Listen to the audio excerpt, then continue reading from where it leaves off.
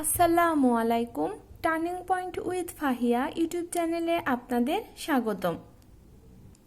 আপনারা হয়তো দেখতে পাচ্ছেন যে আজকে আমি পড়ার রুটিনে একটু ভিন্নতা এনেছি, কারণ আমাদের যে কোনো চাকরি পরীক্ষাতে কিন্তু বাংলাতে অনেক নাম্বার আছে, আর তার মধ্যে সমার্থক শব্দ, এক কথায় প্রকাশ, বাগধারা, বিপরীত শব্দ, প্রতিশব্দ, এই টপিকসগুলো থেকে বেশি প্রশ্ন আসে।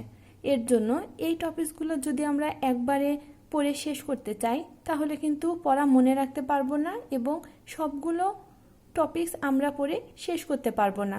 এর জন্য প্রতিদিনের পড়ার ফাঁকে ফাঁকে কিছু কিছু করে পড়ব। তাই আমি প্রতিদিনের পড়ার রুটিনে একটু একটু করে এই টপিকসগুলো যোগ করছি।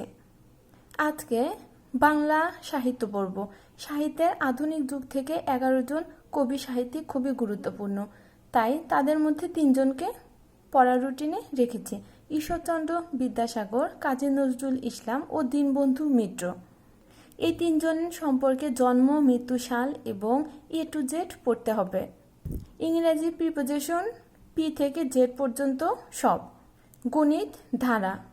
ধারা সব চাকরির পরীক্ষার জন্য গুরুত্বপূর্ণ না, যেহেতু হাই স্কুলে বিশাল সার্কুলার আসবে এবং সেখানে গণিতে অনেক নাম্বার আছে, তাই ধারণা করা হচ্ছে প্রতিটি অধ্যায় থেকে কম বেশি প্রশ্ন আসবে। কিছু কিছু অধ্যায় থেকে একটু বেশি প্রশ্ন আসবে যেই টপিকসগুলো খুবই গুরুত্বপূর্ণ, এবং যেগুলো কম গুরুত্বপূর্ণ ওইগুলো থেকেও 2-1টি নাম্বার আসবে।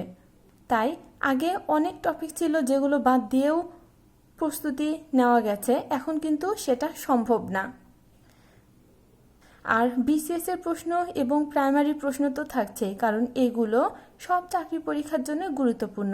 আমাদের প্রাইমারি পরীক্ষার প্রশ্নগুলো পড়া শেষ হলে আমরা কিন্তু NTCR এর প্রশ্নগুলো পড়ব, আর তার পাশাপাশি 5টি অথবা 10টি করে এক কথায় প্রকাশ ও বাগধারা প্রতিদিন পড়বেন।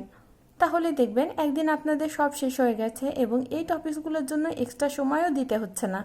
তো আমার ভিডিওটি ভালো লাগলে আমার ভিডিওতে লাইক দিয়ে প্লিজ চ্যানেলটা সাবস্ক্রাইব করবেন এবং আমার ভিডিওটি আপনার ফ্রেন্ডসদের সাথেও শেয়ার করবেন, যেন নতুন নতুন অনেক প্রার্থী এই ভিডিও দেখেই বাসায় বসে খুব ভালো প্রস্তুতি নিতে পারে। ভিডিওটি দেখার জন্য ধন্যবাদ। আল্লাহ হাফেজ।